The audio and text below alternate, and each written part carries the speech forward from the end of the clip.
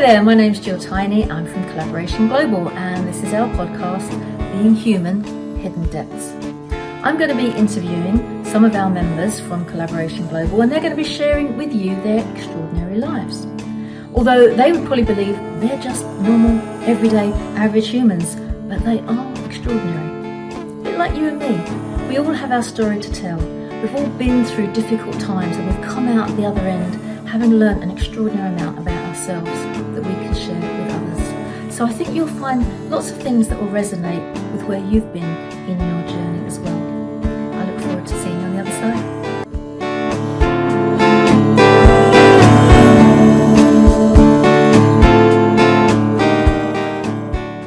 Welcome to Being Human, Hidden Depths. My name is Gill Tiney, and I am the founder of Collaboration Global, the community that's based on love. So why would I not invite the most famous person to be known and connected to love, the founder of the Love Foundation, the delightful Harold Becker. Harold, thank you so much for being my guest today. Oh. It's been absolutely wonderful to have you here. Thank you. Pleasure and delight to be here and to be able to share. We've been giggling already, haven't we? It's a really good start. I can't wait to find out where this is going to take us. Let's go back to a bit of the beginning of our relationship. And I want to give a little shout out now to Katie West, who I describe as delightfully bonkers. She is one of your sort of followers. How did you first meet up with Katie? How do any of us first meet? It was just cosmic kismet. It was meant to be, and it has been a beautiful roller coaster ride, particularly with Katie, ever since you've described her correctly. But she, like so many, wonderful examples of what's possible on the planet right now. Yes, yeah, so much so. So let's go back a little bit more into your history, Harold. What is okay? Where are you from? What do you do? This is when we went to America, that's what everyone was saying. Where are you from? What do you do? Yep. It's the catchphrase. So yeah, tell us a little bit about you. Give us your background. In the very beginning, there was light. Oh, too far back. Come a little bit further first. My background is I'm a first generation German. I'm the only one born in America in the entire family, which is kind of unique and interesting.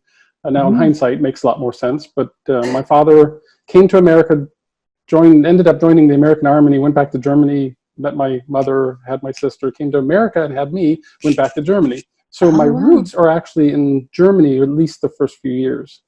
Going forward, I've spent majority of my life has been here in America, and in that process of unfolding, going to school, getting my master's degree in business, and working full time, and being my last iteration was a banker in the 80s. Well, I never would have guessed that. That's interesting. So I ended up just starting to understand things about life, the universe, and everything. I always consider myself very, normal, plugged in, human as everybody would be. And then I started to just kind of have realizations that there had to be more. And the more I explored those notions, the more life opened up, and then almost as if there was a parallel life going on with me that was bigger. Right. And more or less, I would say now that about 1990, I stepped across into that path of the bigness.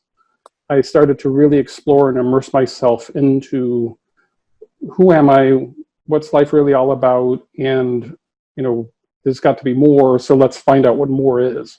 And energetically, I think to this particular conversation and all of my conversations about love, I didn't have a strong religious background. My parents left us very open to whatever we wanted to explore, which turned out to be really good. I did realize shortly after the early 1990s that I kind of wanted to know what were all the major religions, because they seemed to be such an influence on the planet. So I picked up a couple of books, one in particular, Houston Smith, and it was Religions of Man, and fairly thick tome, and I ended up reading the whole thing. It was a good overview of all the major religions, like 5 major religions, some offshoots, and in that there was talk about the master teacher that really kind of usually was the impetus of the religion, not always, but usually master teacher, and then the core message, and then how the religion developed and its impact.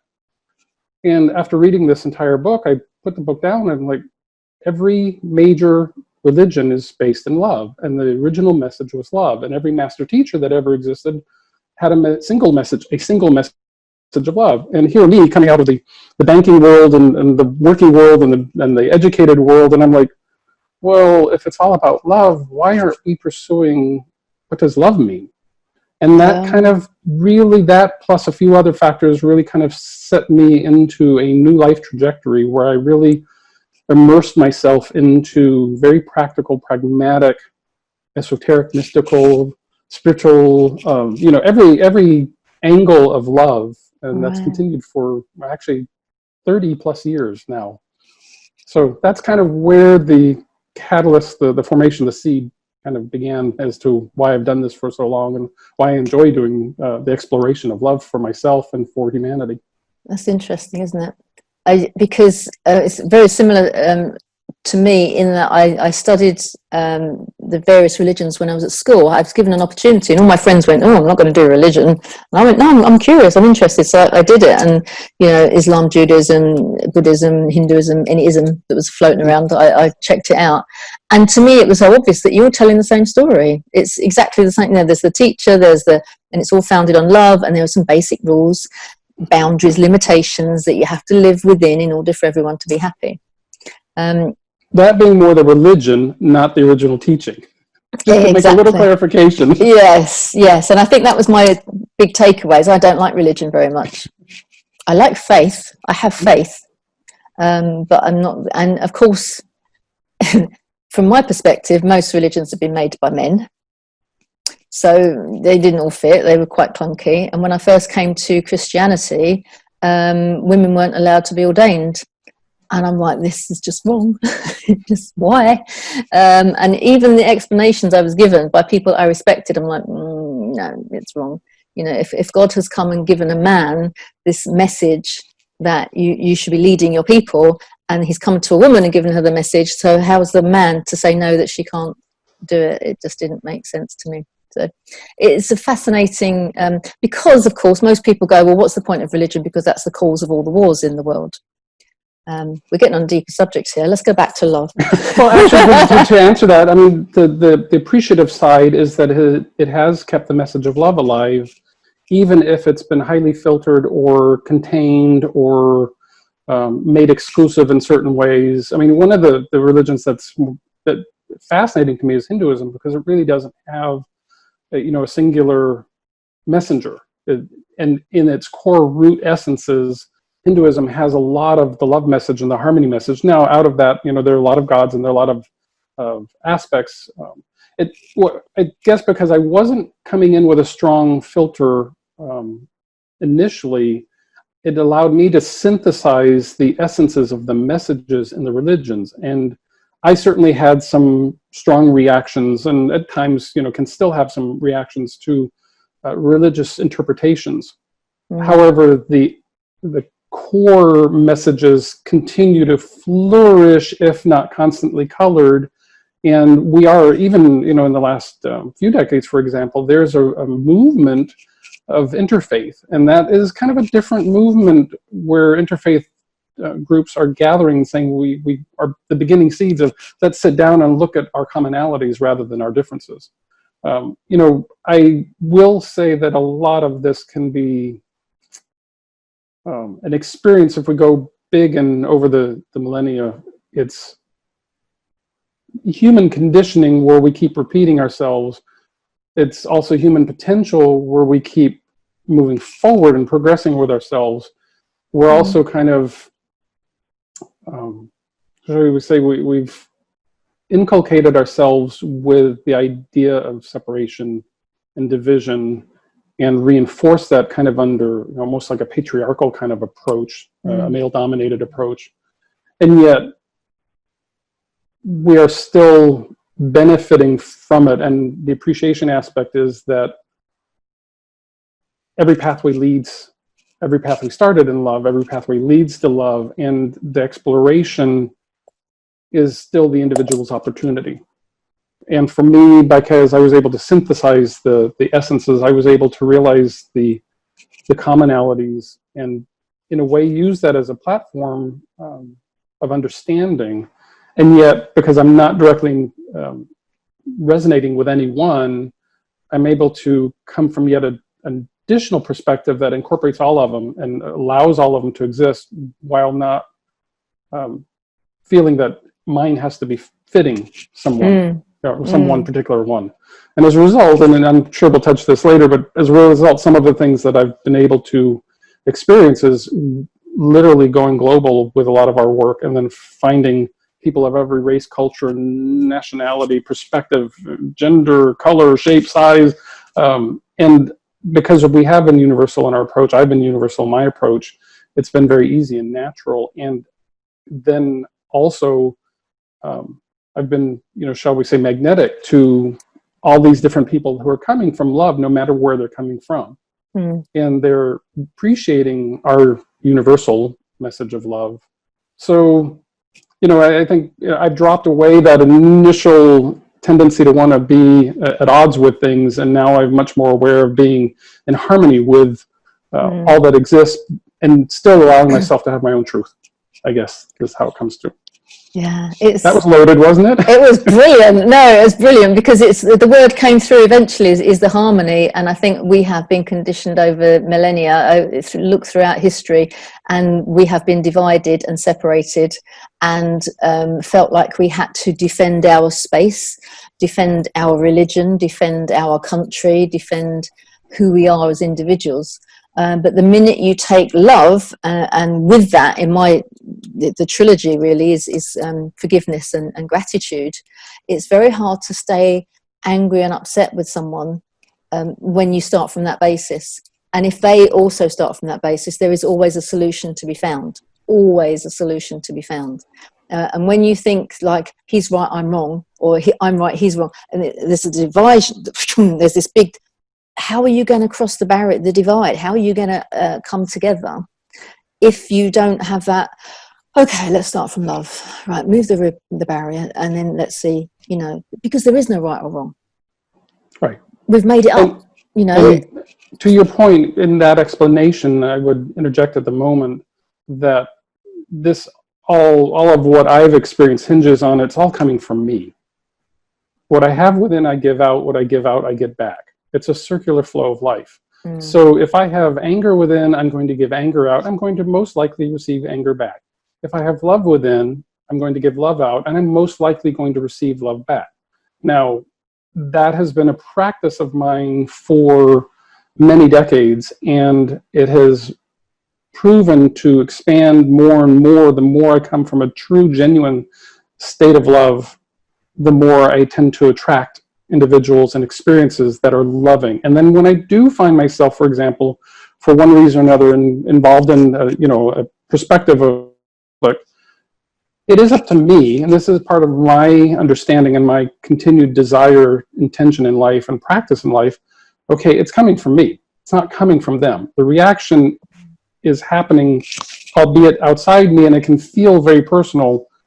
It's up to me to choose which perspective do I wish to have. And I've learned over the years how to become more proactive with love and less reactive to everything else. If you go back in time, it's been for so long. I mean, you have to go back in our histories, and we're going back, thousands of years, pre-Roman times. I mean, we were kind of survivalist, and then we kind of started gathering notions and ideas, and we started interacting, we started moving about, we started interacting with each other, and eventually we kind of got to a level of consciousness where it's like, well, you have something I don't, I want what you have, I don't know how to get it, I'm going to take it, and then we got into this power and greed kind of scenario, and nothing we're experiencing on the planet right now is new. This is not new stuff. It's been going on as a humanity psychological approach, and it's, in essence, if you kind of look at it, we've actually been improving, even though the improvement doesn't seem to be great improvement. We have been evolving, and we are growing, and we are expanding, and I will say, dare say, the moment I think we're at a crossroads of really quantum expansion of awareness, because we are now connected. There's so many of us on the planet that have never been like this. Yeah. And we have this connected real-time aspect where we're coming into a level of realization of our common humanity. Oh, massively, And I'll leave massively. you right there with that one. Yes. Well, the thing is, God bless technology, as much as it might frustrate me at times. It is an enabler. And I read a brilliant book a few years ago by Linda Grattan called The Shift. And she looked at business 20 years ago. She looked at business as it was then about 5 years ago. And she looked into the future in 20 years' time. Obviously not considering potential pandemics or anything like that. But she said that we are heading towards an epidemic of loneliness because technology is enabling us to work from home on our own, independently. And it might be that you'll go a whole week and the only person you speak to is the person on the screen. And you won't physically get to touch anyone and hug someone and feel their love and their presence, because you'll be so isolated doing your own thing. And the picture she painted was tragic, but we've just experienced it through the pandemic. But on the other side of that, we've also experienced the good in the world at a massive scale. So you were just saying how, we think the world is a terrible place, and all these, anger that's out there, and it's perpetuating anger, and anger does beget anger. But actually, I think our media that we have is giving us a false dichotomy of what actually is happening. Because in the UK, and I don't know if you guys did it over in the States, but every Thursday night at 8 o'clock in the evening, we were all standing on our doorsteps just giving a round of applause, bashing saucepans and making woo racket to say thank you to the NHS. And you'd see film and film and film and film and film, YouTube everywhere, of all of this happening. And it was, even now, just thinking about it, you get a little bit emotional, because so many people came together selflessly to help somebody else. They took risks, they turned up, doctors that were retired showed up, people that were student nurses turned up. They all just went to help the nation. And, around the world, you see it around the world. I mean, it got me with Italy, when people were at home, and they were one of the first countries to sort of shut down, singing on their balconies. It's like, and everyone in the street was singing together on their balconies. Humanity came together like not in my lifetime ever before. I mean, obviously World War II, that was an example of that, but people were bombing the daylights out of each other, and it was hate-filled, and it was, I want your stuff, in essence, and I want to do what I want to do. We don't want you to do that. That's not nice. We want you to stop. But this was like, oh, we're all in this together. The common enemy wasn't each other. It was a disease that we can't touch and we can't get a handle on. And that's when love just flourished. It was like somebody had speckled magic dust all over the place. And I was like, please, God, let this feeling, this emotion, this coming together carry on.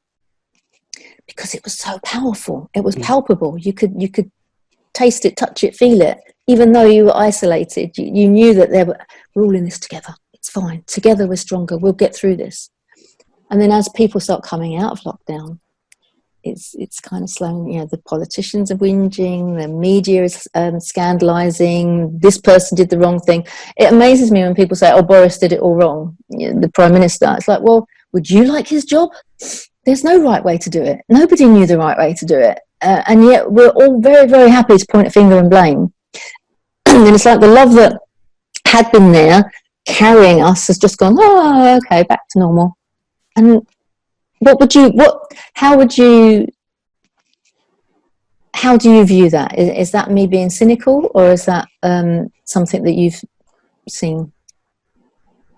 I would start from where you started this explanation. in the isolation, whether current or in the past, or whether technologically driven previously, or in any isolated villages. Again, this is not new stuff. Yeah. Absence makes the heart grow fonder. We are social creatures. Yes. We are socially inclined, and over time, where we've done just really man's inhumanity to man is evident every step of the way. And most of our stories are angled to give us the conquering perspective and the righteous perspective and the whole winning version of whatever it is. And yet back of, one of the studies I did early on in the early 90s, I had lived in the Washington, D.C. area, and I loved certain aspects of the founding fathers of America and certain aspects of some of the brilliance that was seeded then. And it occurred to me fairly quickly, behind every man is a woman. And I just started to look into how many women were having an impact in doing things where it's just not necessarily recorded, or if it is recorded, it's not main focus. I won't even say mainstream is not main focus. So, obviously, the UK's, there have been numerous feminine leadership, and you have one now. So this isn't, we've been doing this in various ways for a very long time. The brilliance of the moment, to your point, is this is unusual in the sense that we are globally kind of taken offline and set aside, kind of in a reboot. As we have the technology, we know what it's like when you go from one operating system to another. There's a point of it doing something internally, and then voila, when the machine comes back on, it's now fancier and prettier and more efficient and what have you. Clearly, nobody envisioned this at this moment. I don't know of a single entity anywhere that thought that this would happen. And yet how it has happened and the way it's expressed itself has been a wonderful way for us to stop the momentum of the train that we've been on and not even necessarily get on the train again. And I will say that this is where I do feel that the reboot, we are getting on a different train. It may not be obvious. There's going to be some old momentums. However, just say, for example, here in suburbia in Orlando, Florida, typical subdivisions that we've lived in more recently, pretty much all the houses have garages. And for the most part, I can say, and as a little side note, I'm privileged in the Orlando area. We are very multicultural, multinational area because of the tourism here. And so like our subdivision is a true melting pot of humanity from around the world, which has always been my favorite places to live, whether DC or San Francisco area or here. But typically speaking, in my observation, most people would come out of their garages in the morning, drive off to some destination, come back at night, drive into their garages and shut the door. They had lawn service, and that was it. And very rarely would I see anybody. And when this started to unfold here and we started having certain lockdowns here in our area, brilliant. Started seeing walking, they were home. Started seeing families walking, started walking myself again. And the others, how I got to notice them. And I started to notice people coming out and doing yard work. I mean, now they had time on their hands. They didn't have an agenda. They were taken out of that momentum. And they had to sit with themselves. And collectively on the planet, we all kind of had to sit with ourselves. We, in the kind of a funny extreme, we were all like, okay, you need to sit in the corner and think about what you've been doing. I love that. Cute way of looking at it. But it even grew to the point where I started to notice families coming outside and playing with their children. I have never seen that as a general rule, because again, to your point, technology and the way we've set up our schools and the way we've set up our systems, busy. And yet really, I mean, clearly when I was of a young age, I played outside all the time with the neighborhood kids. My parents didn't know where I was. They didn't care. If I came home by dark, great. If I didn't come home by dark, I should have told them why I wasn't coming home by dark. But that was just never an issue. I know that as we have projected this idea of greater and greater fear and given more and more examples of how fear plays itself out, materially, there's certainly always a benefit of being cautiously aware. At the same time, I think we had moved so far away from what's important. Now you've got people being at home, sequestered with their family, finding out that maybe little Johnny isn't the cute kid that I thought he was, and maybe little Sally is a little terror.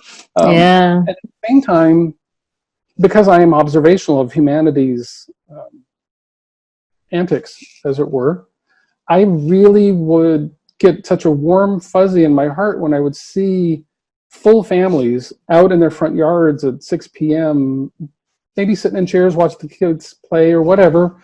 But it's like, this isn't something that had happened before. Well, you do that, as we often know psychologically, say if you do something for 30 days, it changes the habit. Well, this went on for 30, 60 days, and at some levels it's still going on. Habits have been changed, realizations are happening.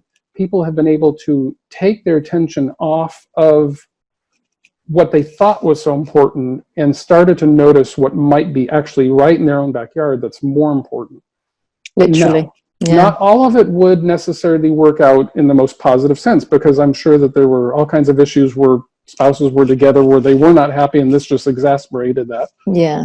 But energetically, because I have been interacting with people around the world, and this is something that's shared around the world, I get to hear glimpses of that, and I get to observe just in my own backyard. And every backyard's a little bit different. You know, my community is a little bit different than the next community, and yet this common universal sitting with ourselves is brilliant, because it is within ourselves. And this is kind of the next point I'd like to evolve into, is we're talking about the love. What begins with me, you know, what I have within, I give out. What I give out, give back.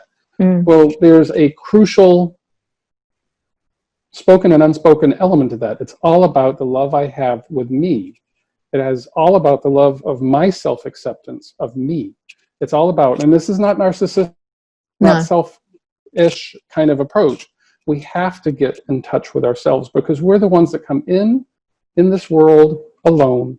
We leave this world alone, and it's us with our thoughts and feelings 24/7 for an entire lifetime, however long that may be. So we really need to be our own best friend. Yeah. And we have not been taught that. We have no relationship to what it's like to be okay with ourselves. And granted, there's traumas and dramas galore, and I'm not suggesting that we don't acknowledge that they exist and that they've existed, and lots of people have gone through lots of things. I had a reasonably normal, good childhood, and yet in high school I had suicidal tendencies. I felt bullied, I felt childish in every step of the way. Yeah. And I didn't feel I fit in. And this is one of the other hindsights of my own personal story. I now realize I really didn't come into this world having any ultimate interest in playing the world's game as it was. I really, and I see now that I was always just very different. And that's probably once I got to embrace that it was okay to have my own view and my own truth and my own understanding, my own exploration, because truth is nominal. I mean, it's always evolving for me. And because I've come from a reality of my parents and my generation, their generation, the previous generation, I really understand how inculcated. My parents were children in World War II in Germany, so they got to see the brunt of the nasty, very impressionable time period. Well, that still kind of has perpetuated itself. You know, my being born in the early 60s gave me a different glimpse of life. And then my nephews who were born in, you know, the 80s and early 90s, I've gotten a different perspective. Well, you know, my godchild of close friends of ours and friends of, you know, board members who had children and stuff, brilliantly different children coming out, way different than I was at my age. Yeah. So energetically, I feel like I've woken up into this greater reality where I understand where I come from. I understand the belief systems and the trajectory of where all that was.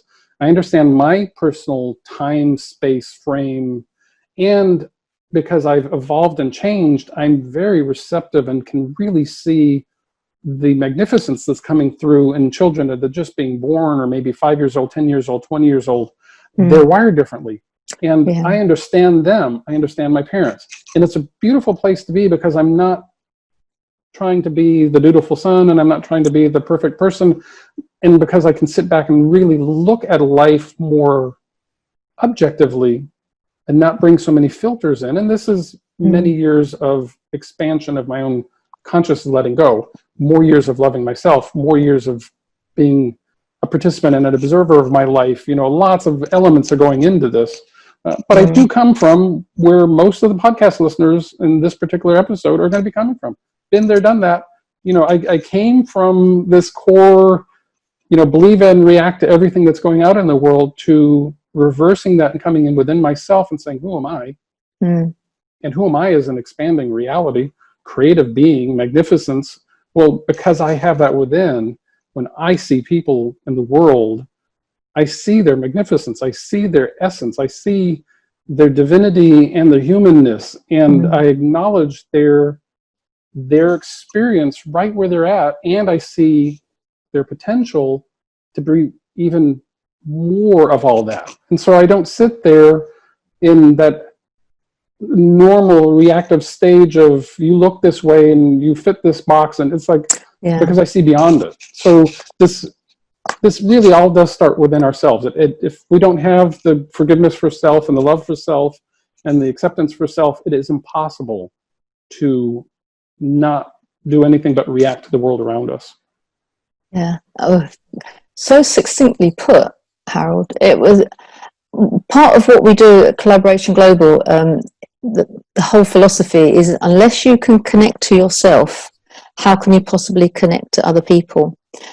So we do a lot of personal development work so people can understand what triggers you, what gets you angry, why do you get angry, what limiting beliefs do you have, do you love yourself, have you forgiven yourself, all the things that make up who you are. So when we have somebody present to our community, they don't present about their business, they present about who they are. So it's connect to me. So you get understanding around, well, when I was a kid, this happened to me, and that's why I believe in this. And when I was a teenager, something else happened, and I had this interaction, and because of that, this is how I view my life. And then I had an accident, and this. So all the little incidents in life, not I did this, I studied this, I got this qualification, I got promoted when I was this age. We don't care about the doing. It's who you are as a being. And if you haven't, as you say, connected to your inner self, how are you able to connect effectively with love, with someone else, in order to collaborate? So our philosophy is, when people are together in this space, imagine if there were 20 Harolds and you were to work together with that knowledge and that experience and that view and context of life, what could you achieve? It's kind of mind-blowing, isn't it? The potential is absolutely huge. And I remember walking down a road once with my friend's daughter, who was 8 years old at the time, and she looked up at me and she went, "Jill, you're very good with children, aren't you?" I said, "Oh, thank you very much." I said, "What makes you say that?" She said, "Well, you're really interested in what I say." I said, "Hun, I think I'm interested in what everybody says, because I'm fascinated by people." And then she started asking me questions about me. So it was really interesting that, it doesn't matter what age you are or where you come from. A human being in front of you is someone that has this wealth of experience and knowledge and love and connectedness.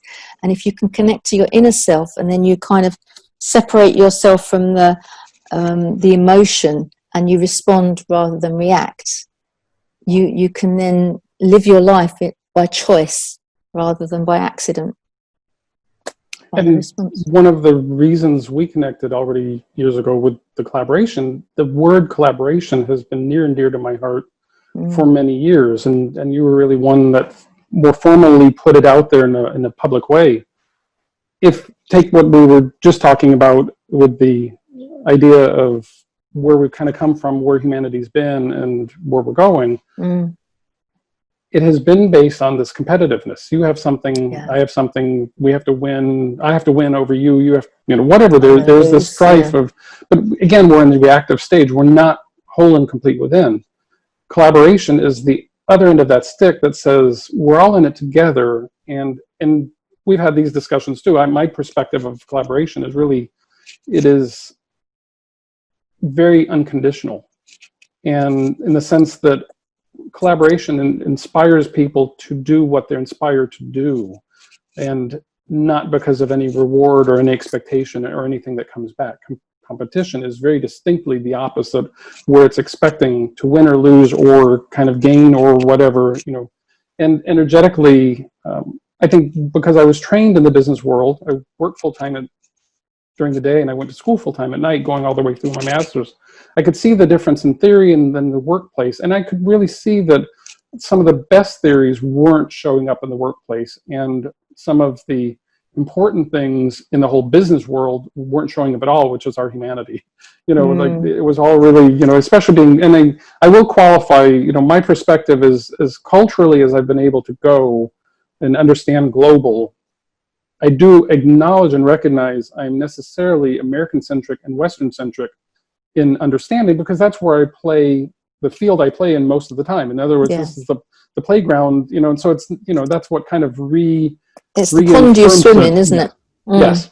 But energetically, I knew And why I walked away from the whole business world, a 10-year education and work career, was because I wasn't feeling, I was doing everything right. And this is one I often share. I was doing everything right. I wasn't happy.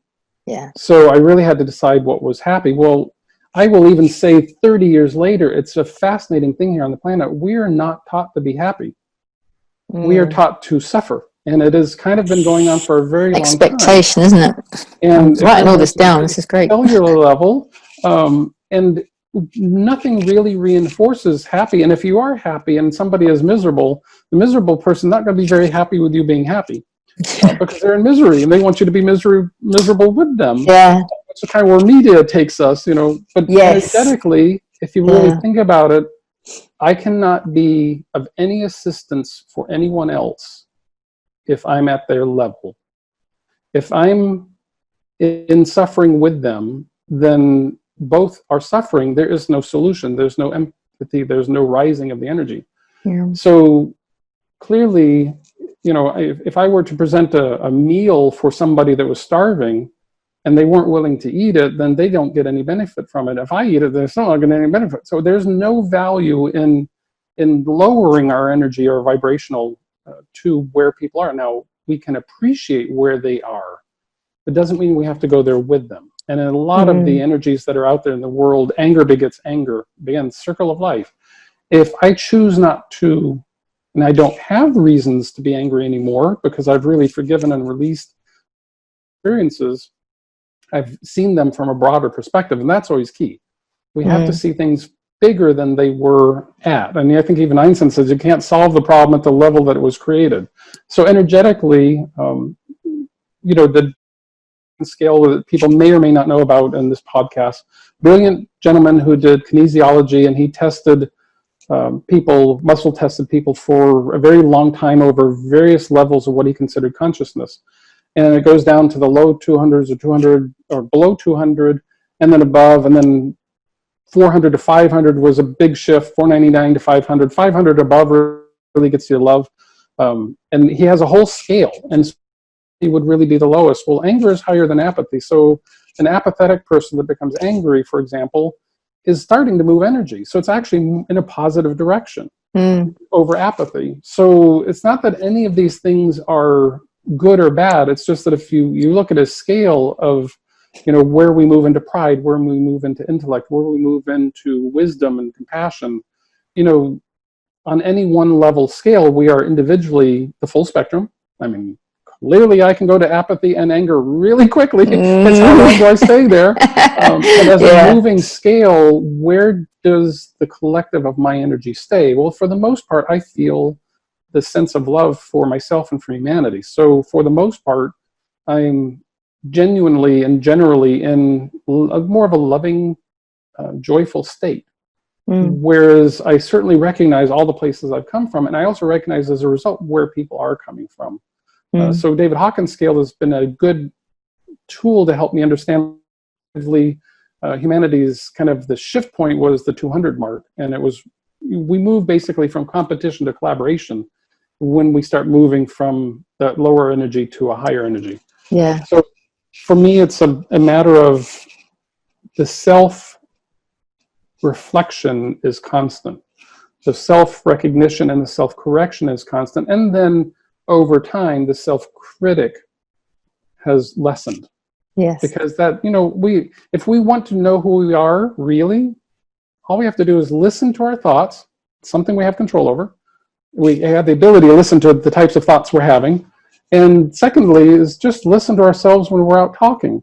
And it's like we're kind of a dead giveaway, because what we're talking about is a good indicator of where we're at vibrationally, where we're at in consciousness, where we believe life to be. And because, again, and I really want to emphasize this essence, that I understand how much fear and guilt and shame and embarrassment and worry and concern, you know, there's evidence of it continuously on the planet. And if you were to just see that, you would believe that's all there is. And here I am saying, and you are saying, wait a minute, there's also this bigger world that includes collaboration and love and compassion and kindness and generosity and appreciation and gratitude and creativity. And like, it seems like there's this big gap, but all of that's residing within us. Yes. We have the ability to take our own lives back and say, I'm going to choose to look at my life differently. And in doing so, I'm actually going to, what appears to be somewhat selfish is actually a selfless act, because the better I become as a human, and there's no better in a judgmental sense, the more expansive I become in my understanding is probably a better way of saying it, the more help I can be to others. Because if I'm more solution oriented, and I don't necessarily always know what the solution is, then I'm not going to believe the problem as strongly as the person that's in the problem believes it.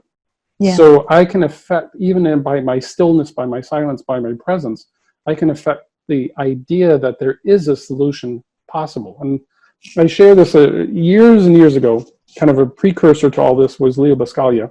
And I enjoyed listening to him because he was a message of love. And one of the things that really stood out, and maybe because it was the time period where I was more, having challenges with life, the universe, and everything, suicidal thoughts. I wouldn't say tendencies, but suicidal thoughts, because what's the point?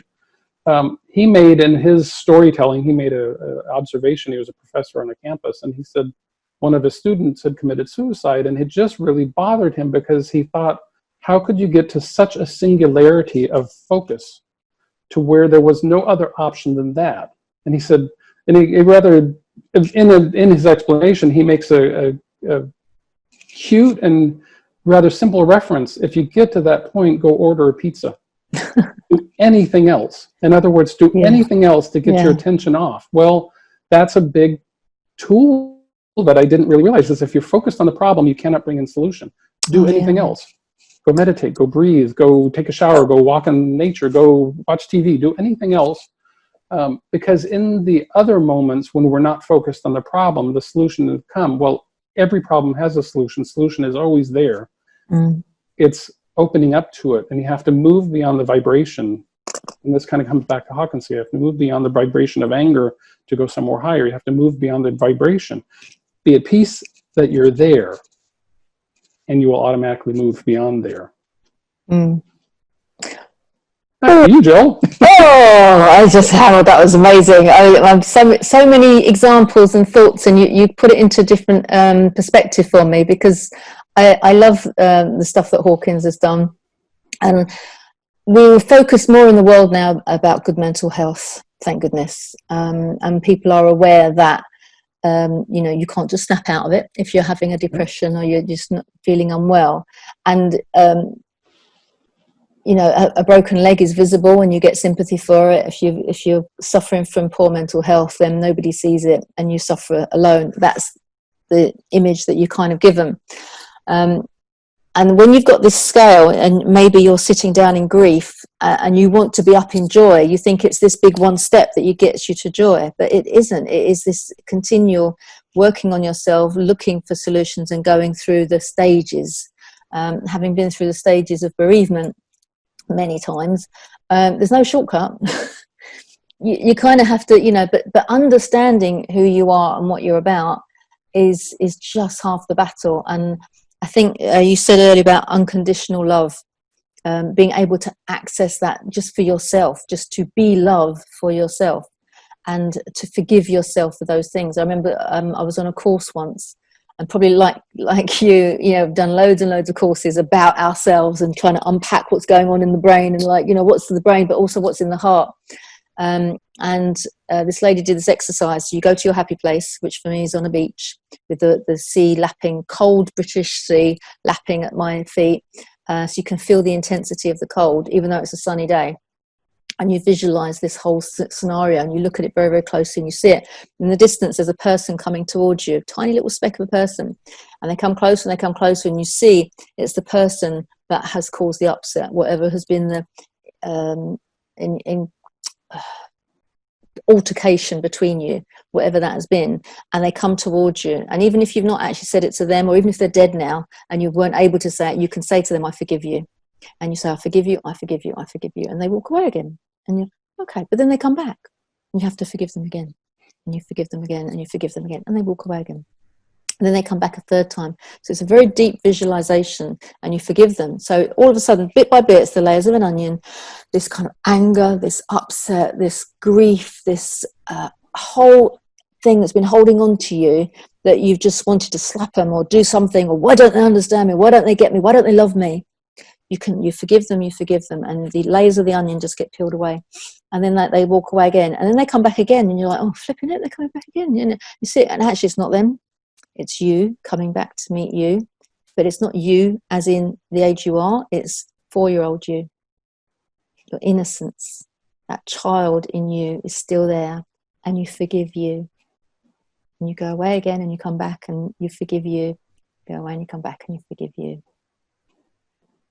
And it's a simple exercise, but it takes about half an hour to go through it. And obviously not a dry eye in the house. It's a very powerful space to be in. But you have to forgive yourself for whatever's gone on in your life. And sometimes you don't even know it. Yes.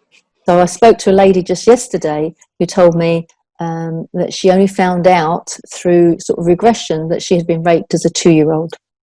And it's been corroborated, and it wasn't just an imagination thing, it did actually happen to her. And that had been this thing that was inside of her, eating away at her all through her adult life. So to be able to love yourself and connect with yourself and forgive yourself is the first step to you finding love somewhere else and having it and attracting it and bringing it to you. And we've both done some of the work, and I look at my life and my world and what I attract to me. And I'm not saying, oh, look at me, I'm clever, I've attracted a lovely life, I've had a lovely time. But the things that I attract, as an example, another story is Christmas shopping, right? It's manic. You're going around places, it's so busy and it's so crowded, you don't really want to be there. And I was with my friend and we went shopping, we looked at stuff in one shop, and then we'll go to the next shop. No, go to the next shop. Oh, I found something I like. Where's my purse? Couldn't find it. She went into meltdown on my behalf. Oh my goodness, you got to cancel all your credit cards, quick. So hang on a minute, let me just think, where have I left it? Because someone's stolen it, someone's taken it out of your bag. Maybe not. I had it at that shop, so I went back to that. No, I didn't have it at that shop, I had it at that shop. I said, it'll be fine, calm down, it'll be okay. I've just left it somewhere. Yes, but if you've left it somewhere, someone's taken it. So I went back to where I thought I might have left it and didn't see it. So I just went up to the cashier and said, I think I left my purse over there. Oh yeah, here you go, there it is. Everything totally intact, not a penny missing. That's the world I live in. Yes. Yes. And it's not happened to me once. It's happened to me many times, because I'm that stupid that I leave my purse there. No, it's not always my purse. But, things that have happened. We've left a suitcase on a train. I've left a birthday present in a comedy club on a Saturday night in central London. Still there the next day. It's because I feel like I'm good with me. I'm good with my life and everything that I want. So people will stop me when I have a flat tire. Can I help? Oh, that's really great, thanks. Oh, I own a garage. Should I go? I'll take it to the garage and I'll get it fixed for you. Oh, wow, thank you. This is normal for me. This is me living in abundance. This is me with my consciousness of loving everyone on first sight. You're a human being. I love you. You have my trust. Don't let me down. But they don't. And I do, don't get me wrong, this is life. I do get let down occasionally, very rarely. And then I meet friends and people that tell me another sob story, and you never guess what happened. And this happened again, and I can't believe it happened to me again. I can believe it's happened to you again, because you've not connected to yourself. You don't understand the things that you're kind of bringing into yourself. What we have within, we give out. What we give out, we get back. And if we're coming from apathy, grief, anger, embarrassment, shame, we're going to see a lot more of that in the world. And there are so many things that are there's what we're doing in our individual world. And I find, particularly because we are, able to connect with everybody around the world. And then, newspapers, media has been around for quite a while, the news of other people. Well, because it is so in our world, there's a tendency to just, everything's going to hell in a handbasket. Everything's going wrong, because the part that sells, the part that people buy into is the drama. And yet, because I've learned to live differently, I see a different perspective of the same thing. And I don't need to gaze upon that drama in order to have my own reality. And that's this parallel life, as you're saying, is like, I'm saying there is a much, and it's probably best to say it's a much bigger world than just a singular view in perspective. And the more we can let go and open up to more, the more there is. You know, that just becomes more and more expansive. I started watching a show on Cosmos, astronomy and stuff, a couple of years ago, and I'm like, where have I been? I mean, when I went to school, they taught there was no water anywhere in the universe. We were the only planet that had water, and only through water could you survive. And that's the story that I was told. Yeah. You know, and you know, clearly that's not true anymore. Science has caught up with it. Well, I happen to be here in Orlando. One of the other things we have, you know, the theme parks in our backyard, but we also have Cape Canaveral is literally an hour away, so I can stand outside and watch the rockets take off that, you know, are giving this, you know, these experiences. Well, we happened to finally go there a couple of years ago, and again, from my perspective, the way I interpreted what I was taught in junior high school, you know, more formative time period where I would have, you know, maybe paid closer attention to science and understood it better. You know, you're at NASA and they show this graph on the wall, and they said between all the planets that exist can fit between us and the moon. I'm like, that's not possible. No, I don't believe you. And I went home, and I think NASA's got it up there. I'm like, I went home and I looked it up and said, well, yeah, you do actually have to turn them slightly on an axis if they're a little bit, you know, elliptical. But I'm like, blew my mind. And energetically, this is kind of what we're talking about: is explore yourself, look inside yourself, find what's interesting to you, find what motivates you, because there are attorneys that would have really been better carpenters. There are carpenters that would have been better veterinarians, and we have been so conditioned in so many ways. I will say, through all this, you hit on it. It is one of the other realizations that has come through. This is the moment to live. Yeah. Yesterday's a memory. Tomorrow is an imaginative potential. This really is the moment where we are physically, emotionally, mentally, and spiritually one. So in this moment where I recognize I have breath, where I recognize I'm in my body, I'm not in my head thinking about what happened yesterday. And again, I don't think either of us are suggesting, but we're not downplaying that trauma and drama happened. Yeah. The trick is, when you become aware of it, what are you going to do with it? Are you going to go through 27 years of therapy, or are you just going to let it go? Can it be that easy? And I think this is one of the things that I'm going to extend myself for a moment, but it's been a fascinating journey for me. There have been challenging moments. Yeah. And the more I've kind of come to this idea of simplicity, do I have to work this out over the next 20 years or next 20 lifetimes, or can I just let it go? And can it be that easy? Well, why would I carry it forward? Because if I'm using this moment, occupying it on something that happened in my past, I've lost this moment. If I'm looking and I'm aware of this moment, I'm looking to the future, and I'm worried about what might happen, I've lost this moment. Yeah. This is the moment, and it is not esoteric or mystical. This is really the moment where we're fully alive. And I think that kind of brings together all of the things that we've been talking about, that makes it, why have we expansion and understanding? It's because we've paid more attention to who we are in this moment. So if you and I have done it, I think that's what I love doing. If I could do this, my own pragmatic, practical, not following anybody or anything, it's really quite simple for everybody else. Well, I love Eckhart Tolle, or Eckhart Tolle, I'm not sure how you say it, but the power of now. Yeah. It's so true. And I think the way we've been taught to consider information and knowledge is most sweeping statement. A lot of people live in the distinction of story, don't they? So everything is this kind of made up, well, I reckon he was thinking this, and I think she thought that. And it's like, well, you don't actually know, do you? The other day, somebody was being very cross and upset in themselves about how awful Meghan is to have taken Harry away from the royal family because of this and because of that. I said, but how do you know? Well, it's on the news. But how do they know? Who's this? Have you spoken to Meghan? No. Have you spoken to Harry? No. So you don't really know, do you? None of us know. We weren't in the room where it happened. We weren't part of that conversation. So you are getting upset. Look at you. You're hot, you're flushed, you're angry. Somebody else's life. And we only know a little bit of it, and it's not up to us. How dare we judge somebody else?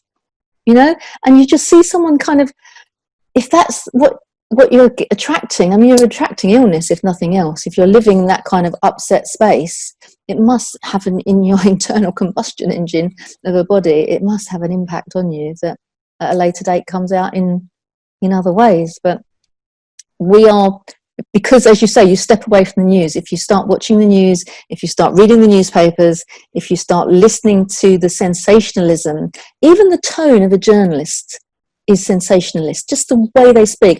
Different times I've said to my husband, just take the words that person's just said and say it with a smile. It has a totally different connotation than them saying it in anger or in sort of this sensationalist way. And yet we take it as read, don't we? We take it as given because it's on the telly. And we've done it for millennia. I mean, we've been in the pulpit mentality, and this is part of this quantum shift. What we're also suggesting here is individuals like you and I, and there are many of us around the world, we've kind of realized, I'm responsible for my thoughts, my feelings.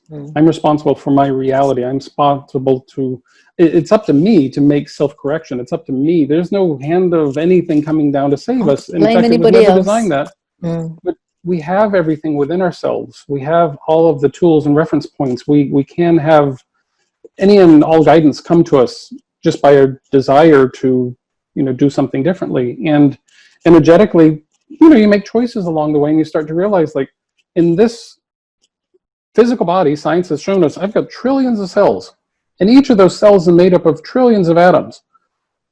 That's remarkable. They're all talking to each other, and they're making my ability to voice air over vocal cords through a microphone that is broadcasting thousands of miles away to come into the headset that's going to be recorded in little dots. It's like life is so brilliant. It's so magnificent. And then I go out and look at the cosmos, and we've got billions of stars, not even planets and asteroids, billions of just stars in our own galaxy. We've got billions of galaxies that have been around for billions of years. All of a sudden, what's on the current headline, which is old news gossip anyway, really isn't nearly as important as we kind of think it is. And if we keep letting ourselves be shown life through other people's stories, we are missing our own. And I think that's kind of the essence of why love is so important. Self-love is so important. I mean, even unconditional love, I wrote a definition for it back in the early 90s when I wrote my first book. And it is, love has been misused and abused so many ways because we just have kind of caused it to be a throw-off. It just, I love my job, I love my spouse, I love my kids, I love my dog, I love, whatever. And that's great, and then there's the romantic physiological, and I love, the sexual act or whatever. That's great. But when you really get to its essence, what is love really? It's a way of being. Love is really an energetic way of being, whether it's the first puppy love or a lifelong relationship with a person you've loved or friend, whatever. Love is really a way of being. And then in my world, I loved adding this word unconditional. Unconditional without condition, without condition, without limit. So I perceive, in the context of the now moment, my very practical, pragmatic definition for unconditional love isn't actually God, isn't dog. Because those are two characters that we are allowed to say they love unconditionally. Well, what if we can? Unconditional love is an unlimited way of being. If we can be as unlimited as possible in every now moment, the world is literally our oyster. Anything's possible. Imagination is flowing. We're not attached to yesterday, and we're not concerned about tomorrow. We are living and then present to bring more of this love wherever we are. And I cannot change the world thousands of miles away or 10 miles away. I can be a different vibration within the world, and therefore wherever I go, whatever I do, my vibration carries in the words I speak, what I write, what I share, the people I come across, the people I interact with. And I can be, that's all I really can be, is I can be a example of greater greatness. I don't want to say potential, just more of myself. And then people can choose how they want to respond to that. So again, this is very simple. It takes conscious effort to become more consciously aware of self and the world around us. And, take that extra step. Forgiveness is great.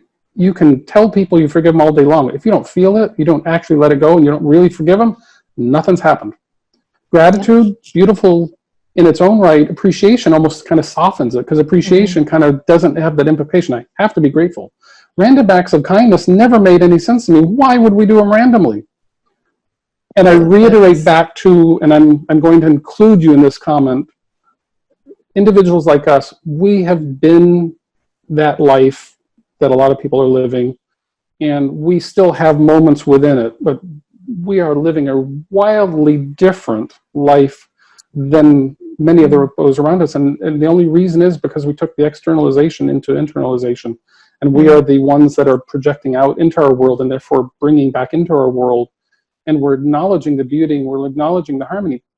One of the things that we've, over the years of the activities with Internal Insights, my consulting, and then the Love Foundation, the nonprofit, people will come to us and say, well, gosh, you're not dealing with the shadow. You're not dealing with the reality. You're not dealing with all the trauma and drama that's on the planet. It's like, I am so aware of it. Pick up any newspaper, turn on any TV, 98% right there. You got all the information you could possibly want. Now with the internet, more than you could ever use.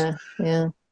And I'm choosing to focus on the 2% they're not at 1%.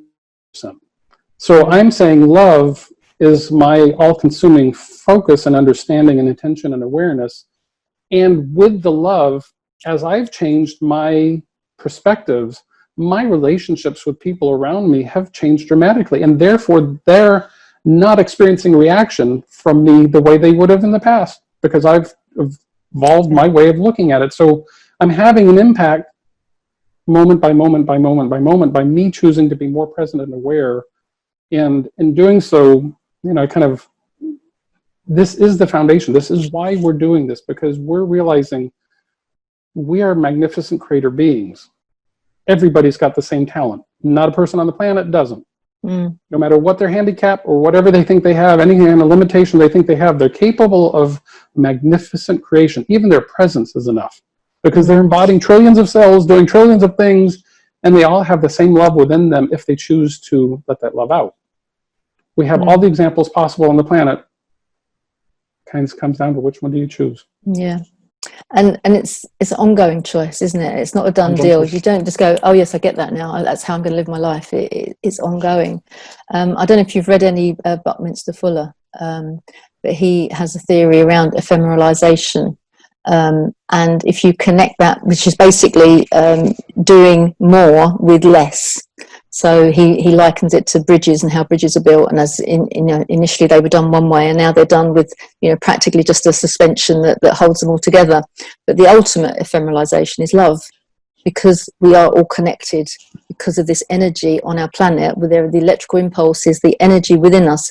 When you stand next to somebody who you have that deep love with, there is an electrical current that is going to be, even if you hold your hands like that, you can kind of feel that energy within you. And it is the thing that connects all of us. So for our community, that is one of our core values, because if you start from a place of love, then everything else can follow, everything else can solve itself, the solution is waiting to be found, and it's just got to be plucked. But when you come from a place of anger or upset, all those other negatives, all down the other end of the scale, according to Hawkins, I keep saying Hawkins, then how are you going to get anywhere? Listen, Harold, we're almost out of time.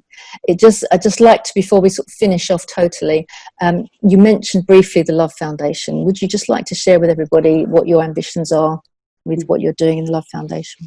We started the Love Foundation in 2000 as a nonprofit here based in the United States. This is our 20th anniversary, hard to believe. And we have a simple mission, inspiring people to love unconditionally. And we've been sharing this for 20 years in education research. And then particularly one of the programs we launched in 2004 was the first year, was May 1st as Global Love Day, which is our way of saying celebrating our humanity each May 1st. Okay. And we've put that out 17 years now in a row, and we are not identifying how perfectly or what way you need to do it. We just say celebrate however you feel like. Celebrate yourself with love. Love begins with me. whether you do it singularly, silently in meditation on the rooftop, on a mountaintop, or if you choose to gather. This year was a little different. If you choose to gather virtually, if you choose to gather globally, collectively, community, and it has just been an absolutely a marvel to interact with. We have over 700 proclamations now written, signed by governors, mayors, councils throughout the United States, Canada, even one from England. We have the Dalai Lama from last year writing a proclamation. And it's because it's a very universal, timeless message. And our goal is just to pick a day. I mean, for us, the Love Foundation is a nonprofit. Love is every day. But for humanity, we're like, let's pick a day. Let's just say for this day, it's a daytime out. We're just going to focus on love as a wave, 24 hours. It's just going to, however, we're not trying to get anybody to get anything out of it or do it in such a ritualized way. It's like whatever you're inspired to do. And Beautiful. We have a variety of other programs. We're all over social media. So energetically, it's just been our goal to create kind of a contextual, conscious reminder that love is always present within us and love is always possible. Because I do feel that has not been a very strong message out in the world. And it is ironic in a way because they come back full. The religions were created on a message of love, and we're just, making a more modern recognition that love is within us all.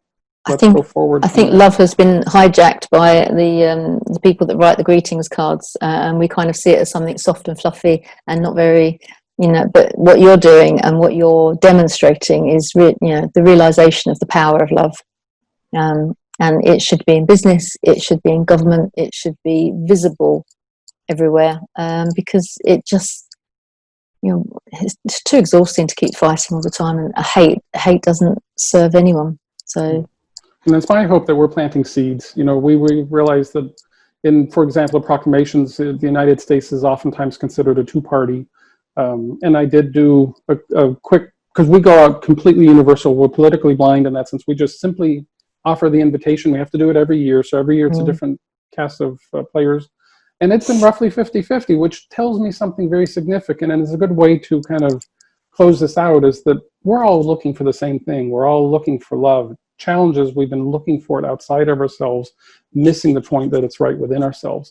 So we are, as a humanity, no matter what political, cultural, national, whatever our filter is, we are all wanting to remember love. And what I realize, coming from a very basic connected background, connected as everyone that's listening, it's like I realized it was already inside me. And it's been a joy to explore how I can expand that love. Some days better than others. Absolutely agree. It is not always the easiest, and yet I love the journey of how can I overcome this? How can I make it bigger? How can I make the perspective grander? How can I be a true collaborator on the planet? Well, that's just the perfect place to stop it. Thank you. Couldn't have timed it better myself. And for those of you listening to this, as opposed to watching it, because this will be on our YouTube channel as a video, but if you're listening to this, just know that I'm sitting here nodding most of the time because there's so much that Harold has said today. I'm like, yep, I'm like a little nodding dog going, I agree. So it's been a fascinating time. Thank you so much, Harold, for being our guest today. Absolute pleasure. Our very special guest. And I cannot wait for the day that I can fly over and see you and give you a hug and sit down and have dinner and prolong the conversation and take it further. I think it's going to be a long weekend or a week long. I don't think it's going to be one evening. Yes, absolutely. Or come over to the UK. We'll always have a space for you. But thank you. If people want to contact you, if people want to learn more from you, what's the easiest way for people to get in touch? thelovefoundation.com or internalinsights.com. A little bit of a theme, love and internal insights. I think we've been talking about it throughout this podcast. Or any of the social media, you can find us everywhere. So brilliant. Thank you. And of course, if you're interested in finding out more about Collaboration Global and how we utilize love within our organization and our community, we have a meeting, a Zoom meeting, an online meeting with members from around the world on the last Tuesday of the month, 3 till 5. You can find that on collaborationglobal.org on the website, and you can click on and book to come and see us and join us and find out what the community is up to. And obviously a little bit of networking goes on there, but mostly it's about how we can support each other in our business, in connecting to ourselves as well as to others, and just finding out what collaboration is truly about when it's done as an essence of being collaboration rather than doing collaboration. Thank you so much for joining us today, Harold, and thank you so much for listening to this podcast. We'll see you next time.